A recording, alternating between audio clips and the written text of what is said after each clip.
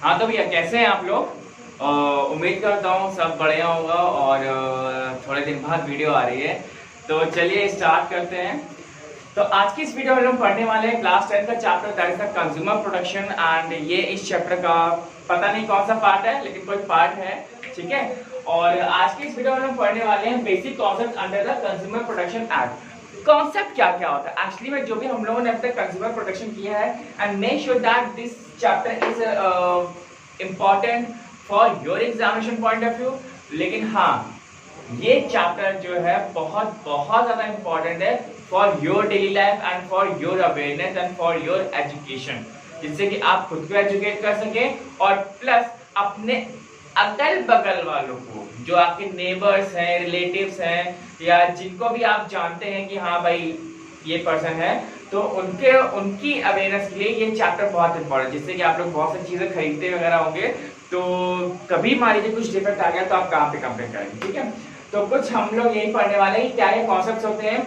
तो there are some concept. पहला consumer है, कंप्लेन है, क्लास कंप्लेन है, person who can file a complain and period for filing the complain, ठीक है। तो आइए फिर डिस्कस करते हैं एक एक करके। सबसे पहला पॉइंट हमारे पास कंज्यूमर है। Okay, so what is a consumer. Consumer यहाँ पे क्या रोल प्ले करता है भाई। कंज्यूमर जो होता है, अगर हम लोग कॉन्सेप्ट की बात करें प्रोडक्शन एक्ट में, तो कंज्यूमर मतलब वो होता है that someone who buys a product, that someone who buys a product and the services. किसी भी कंपनी से हमने कोई प्रोडक्ट खरीदा है, कोई सर्विस खरीदा हुआ है या ली है उनसे सर्विसेज, तो हम लोग कंज्यूमर कहलाते हैं। कंज्यूमर की बात कर रहे हैं, ठीक है, सेलर की बात नहीं कर रहे हैं। तो यहाँ पे हम लोग कंज्यूमर कौन होता है, वो एक ऐसा व्यक्ति जिसने कभी कोई चीज प्रोडक्ट खरीदी है या फिर किसी से सर्विस ली है, हाँ, बट लेकिन उस प्रोडक्ट को रीसेल करने के लिए नहीं कि भैया हमने वो चीज खरीद ली और फिर बाद में हम उसे जाकर रीसेल कर देंगे या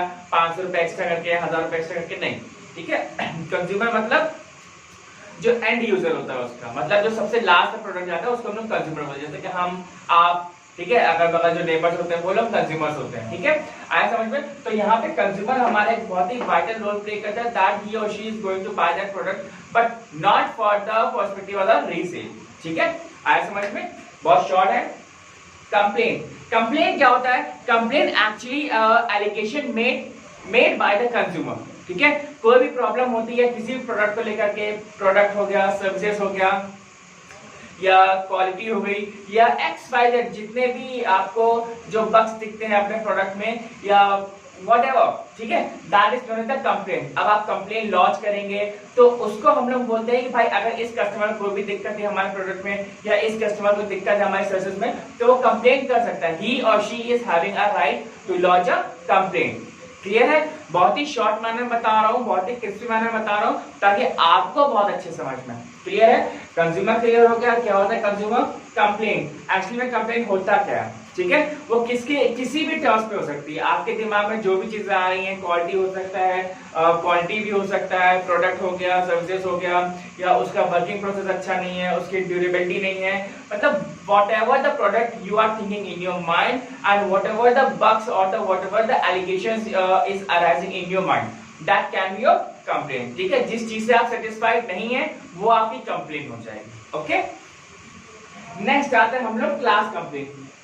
कंप्लेन, कंप्लेन तो हमने सुना है, कंप्लेन, ये क्लास कंप्लेन एक्चुअली में क्या, देखिए होता क्या है, बहुत बार ऐसा होता है कि हमारा एक कोई कॉमन ऑब्जेक्टिव होता है, ठीक है। जैसे अगर हम लोग क्लास की बात करते हैं, हमारी जो क्लास लगती है स्कूल में, क्लासेस होती है ना भैया, 7th class, 6th class, 9th class, 10th class, तो क्लास मतलब बहुत सारे बच्चे होते हैं, ठीक है। तो यहाँ पे क्लास कंप्लेन का मतलब क्या है कि जो ऑब्जेक्टिव आपका क्या है, कंप्लेन करना। माने कि आपने किसी भी XYZ कंपनी का कोई प्रोडक्ट खरीदा और उस प्रोडक्ट में उसका मान लिया उस फोन में डिस्प्ले का बहुत प्रॉब्लम आ रहा है, ठीक है, और ये मेजर बहुत लोगों के साथ आ रहा है, तो उन्होंने वो कंप्लेन वहां पे कंज्यूमर प्रोटेक्शन में उन्होंने डाल दी। आपका भी उसमें कंप्लेन था, ठीक है। तो एक्चुअली में हुआ क्या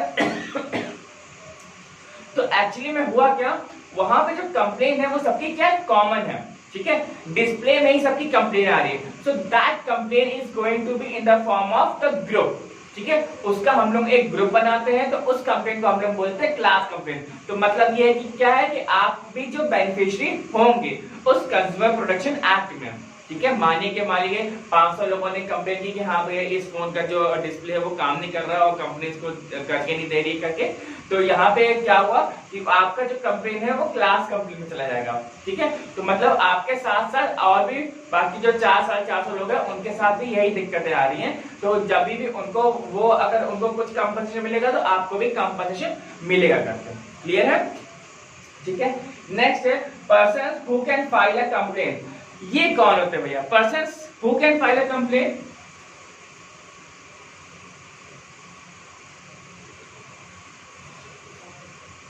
नेक्स्ट हमारे पास person who can file a complaint. Okay, तो ये कौन होते हैं, कौन कौन फाइल कर सकता है एक्चुअली में कंप्लेंट? सो सबसे पहला आंख बंद करके पहला वर्ड आना चाहिए कंज्यूमर, ठीक है।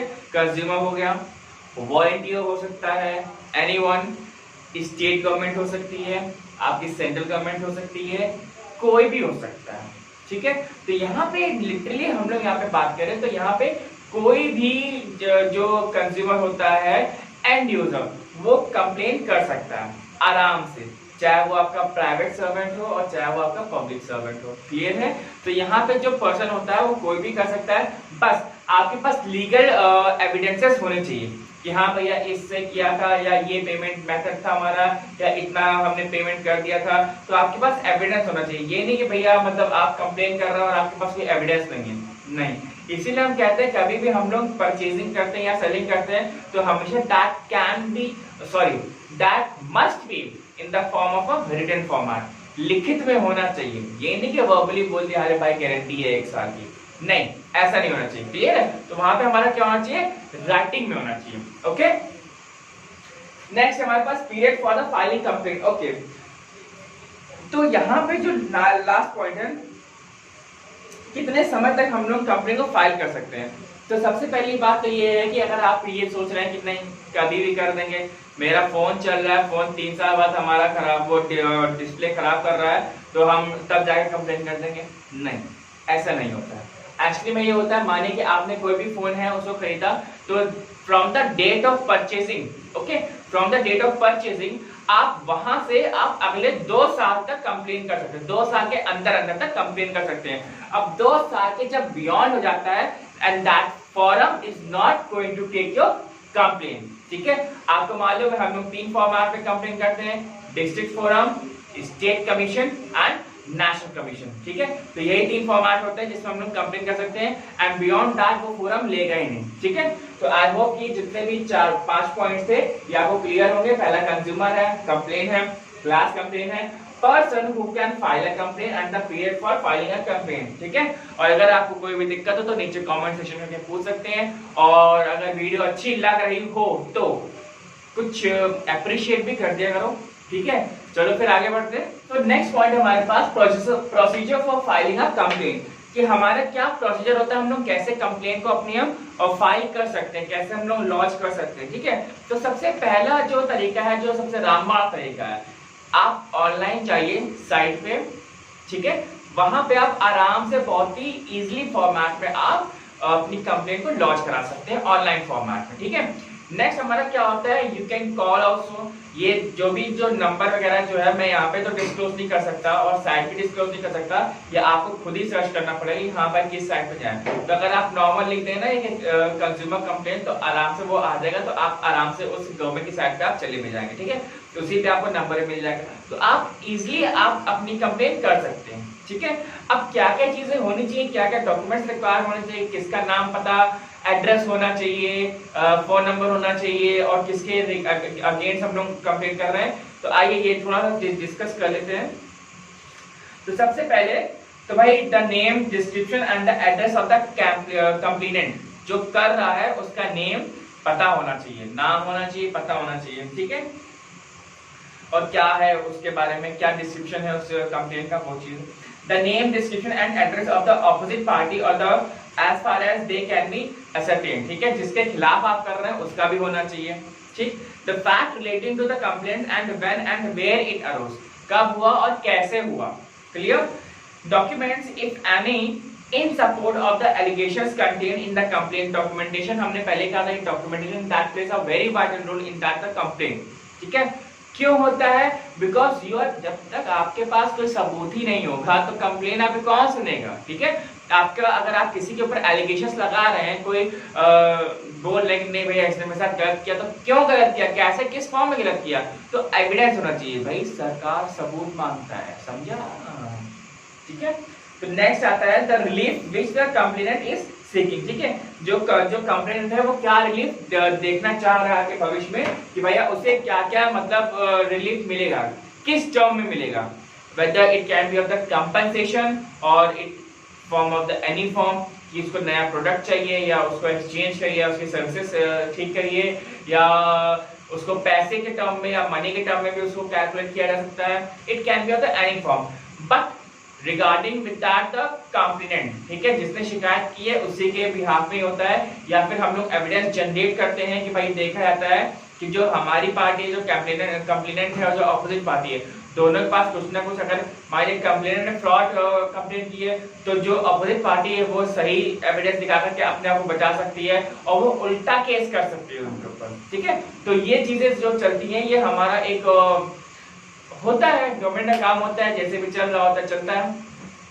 तो मेरा काम था ये चैप्टर समझाना। तो आई होप कि ये वीडियो आपको अच्छी लगी होगी, और अगर वीडियो अच्छी लगी हो तो ठीक है यार, लाइक कर दिया करो। ठीक है, कभी कभी मन किया करे। तो बस आज के लिए बस इतना ही, बहुत ही शॉर्ट वीडियो रखी है, जिससे कि ये कंज्यूमर एक्ट जो है, जो हम लोग जो पढ़ रहे हैं यहाँ पे और जो मैं यहाँ पे पढ़ा रहा हूँ, मैं कोशिश अपनी पूरी कर रहा हूँ कि भाई जो चैप्टर है बहुत ही लेंदी वीडियो ना रखूँ, बिकॉज जो चैप्टर मुझको समझ में आता है कि हाँ ये थोड़ा सा अच्छे से और आराम से पढ़ाना चाहिए, तो मैं उसको बहुत ही फोकस से पढ़ाता हूँ। ठीक है, वैसे फोकस से तो सभी चैप्टर पढ़ाते हैं, इसमें कोई इवेंट बट की बात नहीं है। लेकिन ठीक है, बस आज के लिए बस इतना ही, एंड वीडियो देखने के लिए thank you very much. Okay, till then bye bye.